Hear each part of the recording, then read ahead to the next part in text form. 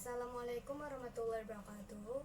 Perkenalkan, nama saya Revianisa Punganindita dari 11 IPA 4. Di sini saya akan menjelaskan materi tentang kelainan pada sistem gerak, yaitu artritis. Apa sih artritis itu? Nah, artritis itu adalah penyakit sendi yang disebabkan oleh peradangan pada persendian, sehingga tulang sendi detutriksi dan deformitas, serta menyebabkan jaringan ikat mengalami degenerasi, yang akhirnya semakin lama semakin parah. Peradangan pada sendi itu menyebabkan bengkak, kaku, dan nyeri sendi, bahkan bisa sulit digerakkan. Penyakit ini dapat terjadi pada siapapun, mau anak-anak, remaja, orang dewasa, atau lansia yang di atas 65 tahun ke atas. Penyakit ini tuh terbagi atas beberapa jenis, tapi yang paling umum atau paling sering itu ada osteoartritis dan rheumatoid arthritis, atau yang kita sebut dengan RA. Penyebab atau etiologi. Apa sih penyebab artritis itu? Penyebabnya itu berbeda-beda tergantung pada masing-masing jenis-jenisnya tersebut. Yang pertama itu ada pertambahan usia.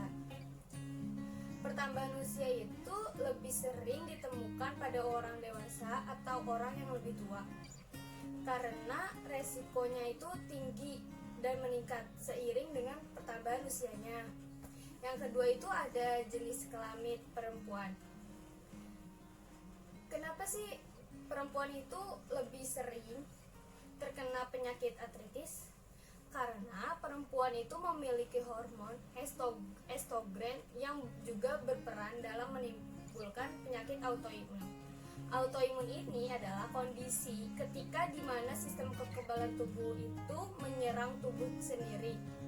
Nah, sistemnya itu menjaga tubuh dari serangan organisme lain seperti bakteri atau virus. Yang ketiga, pernah mengalami cedera atau kecelakaan, misalnya seperti saat olahraga, pasti tuh kita pernah kecelakaan atau cedera kaki. Nah, itu dapat mengakibatkan peradangan sendi yang cukup tinggi.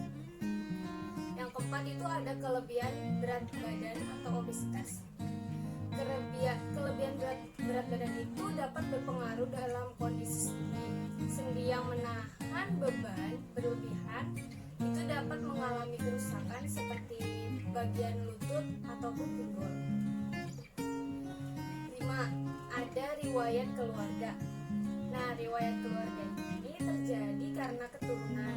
Jika dalam keluarga itu terserang radang sendi, itu bisa jadi kita yang akan terserang, karena di dalam tubuh lebih rentan terkena penyakit ini. Gejala artritis itu tuh ada nyeri, sakit atau patah sendi. Yang kedua ada sendi terasa kaku. Ketiga, bengkak terhadap di sekitar sendi. Yang keempat itu ada kemerahan. Kelima itu ada gerakan sendi yang terbatas. Keenam itu otot di sekitar sendi itu melemah dan mengecil.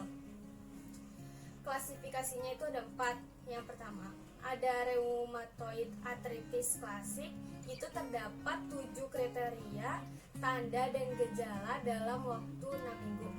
Yang kedua ada rheumatoid arthritis defisit. Terdapat 5 kriteria tanda dan gejala dalam waktu 6 minggu. Yang ketiga ada probable rheumatoid arthritis.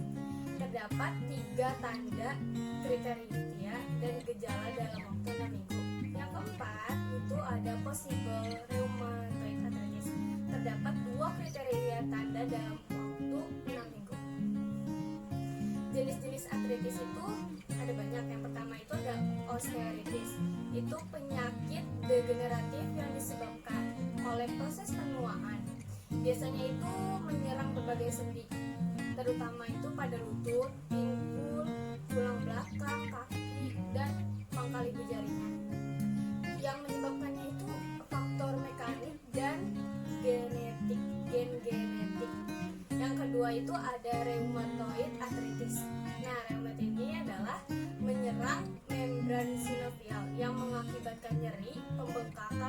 serta kekakuan pada sendi.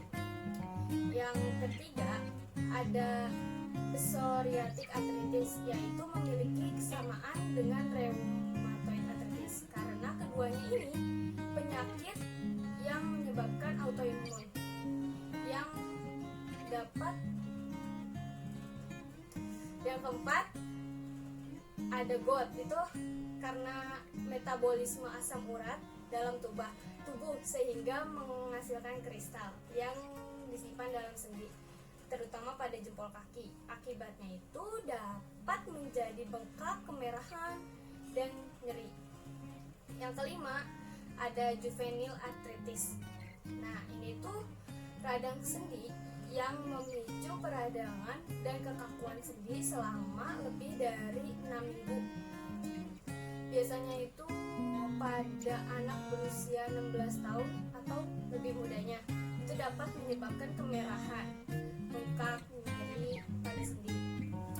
Yang keenam itu ada septic arthritis. Itu disebabkan oleh infeksi jamur, virus, atau bakteri.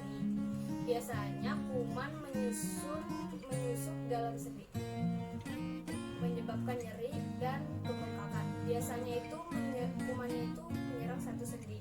Bakteri yang paling sering itu buntut, yang meskipun tuh yang lain tuh dapat terkena penyakitnya. Yang ketujuh itu ada ankylosing spondylitis.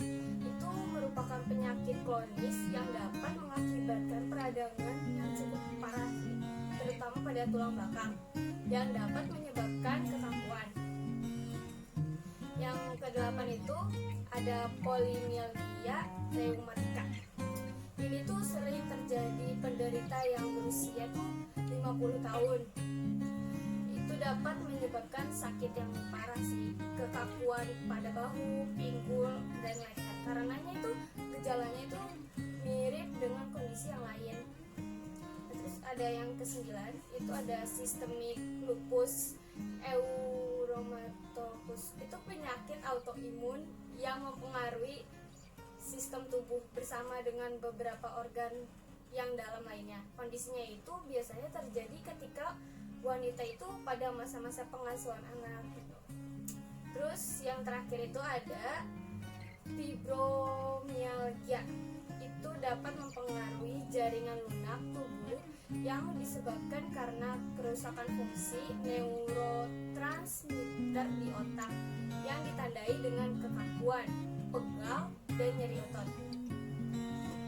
Patofisiologi yang saya ambil itu adalah patofisiologi artritis reumatoid. Artritis reumatoid itu dengan RA itu adalah suatu penyakit peradangan kronis yang terjadi dalam waktu panjang pada sendi. Pada penyakit ini itu adalah penyakit autoimun yang sering terjadi. Patofisiologi reumatoid artritis itu terdapat dua faktor penyebab terjadinya rematik. Yang pertama itu adalah usia, yang kedua itu ada bakteri dan virus. Tubuh akan mengeluarkan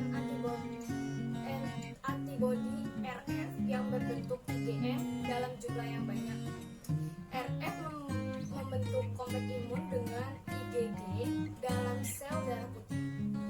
Sel darah putih yang mengandung kompleks imun RF dan IgG memasuki sinovial sendi.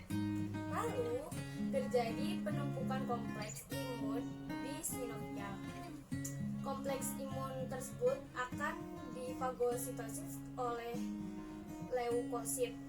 Setelah itu kompleks imun itu akan terhenti, lalu terjadi respon inflamasi dari tubuh. Respon inflamasi dari tubuh akan mengeluarkan asam arakidonat dan radikal oksigen. Asam arakidonat itu merangsang terjadinya nyeri, sedangkan radikal oksigen merangsang terjadinya hipertrofi sinovial. Inflamasi dan menyebar ke kartilago dan kapsul sehingga menyebabkan panus, yaitu jaringan parut yang memiliki pembuluh darah berisi limfosit. makrofag, dan fibroblast. Lalu panus melebar hingga mengikis kartilago dan rongga sendi. Setelah itu terjadi erosi tulang dan hilangnya ruangan sendi. Lalu ruangan sendi menyebabkan sendi tidak dapat bekerja sehingga terjadi kerusakan sendi. Lalu terjadi reumatoid arthritis atau reumatik. Gejala reumatik itu dapat menyebabkan kerusakan sendi yang dapat menyebabkan kejang otot, yang menyebabkan penderitanya itu tidak dapat melakukan aktivitas secara langsung atau secara mandiri dan cepat lelah.